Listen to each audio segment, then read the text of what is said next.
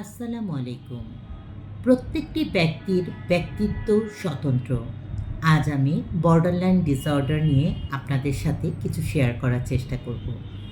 সহজ কথায় বলা যায়, এটি এমন একটি অবস্থা যা মানসিক সুস্থতাকে প্রভাবিত করে। বর্ডারলাইন পার্সোনালিটি ডিসঅর্ডার পুরুষদের তুলনায় নারীদের মধ্যে বেশি দেখা যায়। বর্ডারলাইন পার্সোনালিটি ডিসঅর্ডারের লক্ষণসমূহ হল মানসিক অস্থিরতা, আবেগপ্রবণ আচরণ, বাস্তবতার সংস্পর্শে না থাকা, পরিত্যাগের ভয়, মুড সুইং, নিবিড় ও অস্থির সম্পর্ক, দীর্ঘস্থায়ী শূন্যতার অনুভূতি, আত্মক্ষতি বা আত্মহত্যার আচরণও লক্ষ্য করা যায়। জেনেটিক, মস্তিষ্ক, পরিবেশগত ও সামাজিক কারণে বর্ডারলাইন পার্সোনালিটি ডিসঅর্ডার হতে পারে। শিশুকালীন মানসিক আঘাত, নির্যাতনও প্রভাব ফেলতে পারে।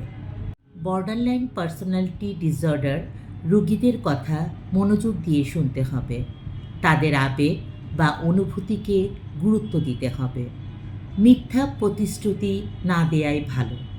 স্পষ্ট ও সম্মানজনক সীমানা নির্ধারণ করতে হবে। ধৈর্য ধরতে হবে। তাদের আবেগ ও তথ্য আলাদা করতে সাহায্য করতে হবে।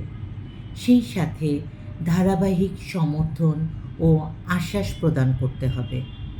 মনে রাখবেন, বর্ডারলাইন পার্সোনালিটি ডিসঅর্ডার একটি জটিল অবস্থা, তাই দেরি না করে অতি সত্বর সাইকিয়াট্রিস্ট বা সাইকোলজিস্ট এর শরণাপন্ন হবেন। ধন্যবাদ সকলকে। ভালো থাকবেন।